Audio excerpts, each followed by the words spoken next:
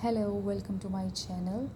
In this video, we are going to just know what OOP is. Basically, the video covers just the definition of OOP. So, for example, for the fresh graduates, the interviewers, they whenever they go for the interview after graduation, the interviewers must and basically ask these type of questions. And the most important question is what is OOP actually. So the first thing, okay, so I have to write here what is OOP, double OP. So you need to tell what does OOP stands for. So OOP stands for object oriented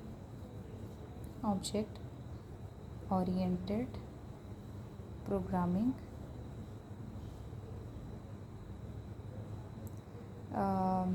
I'm so sorry for my writing, and as it's been quite some time I haven't written anything, so so bear with it. Okay, so you have to say, first thing you have to say is OOP is basically object oriented programming. And OOP, what basically OOP is, OOP stands for object oriented programming. And what basically OOP is a programming paradigm. The second thing you need to tell the interviewer is that it's a programming paradigm. So what does paradigm means? Paradigm, programming paradigm, programming method, programming methodology, whatever you can say. It's okay. So paradigm means way. So what is OOP? OOP is just a programming paradigm.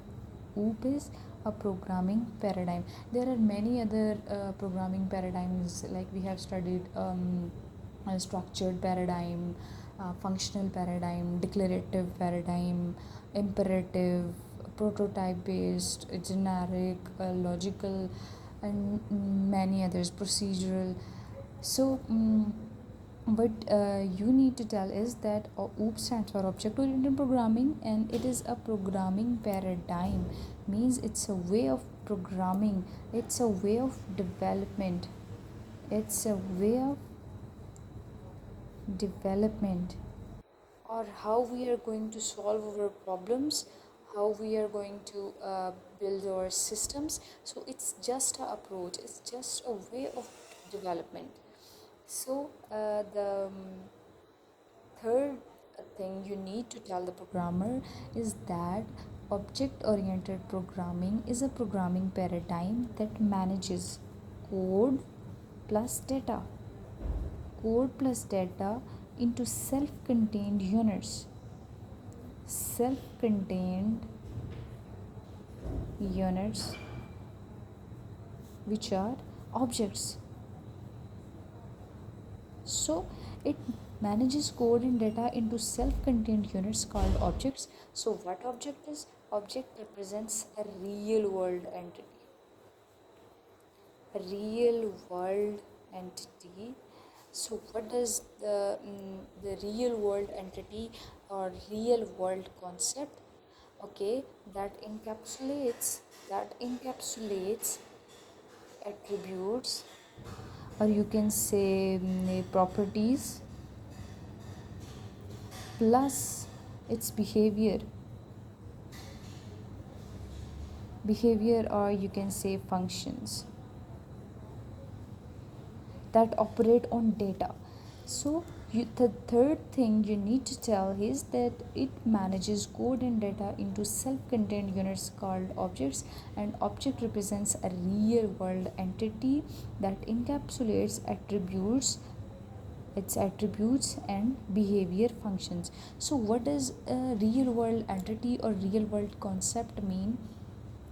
For example, you have a school management system. Okay, school management system, and in this school management system you have users, no students, you have courses, you have teachers. So if we take a student, if we take a student is a real world entity. So what does its attributes and behaviors, the students attributes could be age, roll number, um, class, grade, or whatever you can say. And its attributes, what so its behavior and functions, what could be the okay, yes, a student like take exams, take classes, attend classes, you whatever you can say. So these are the students functions, and these are the students attributes. So in object oriented programming, we manage, we organize our code and data into self-contained units called objects. And what objects are real world entities that encapsulates attributes plus functions. So it's just a way of doing programming, it's just a methodology, it's just a method. OOP is just a method.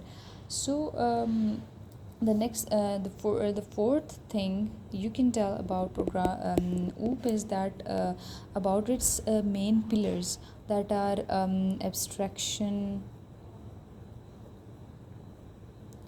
encapsulation, inheritance, polymorphism,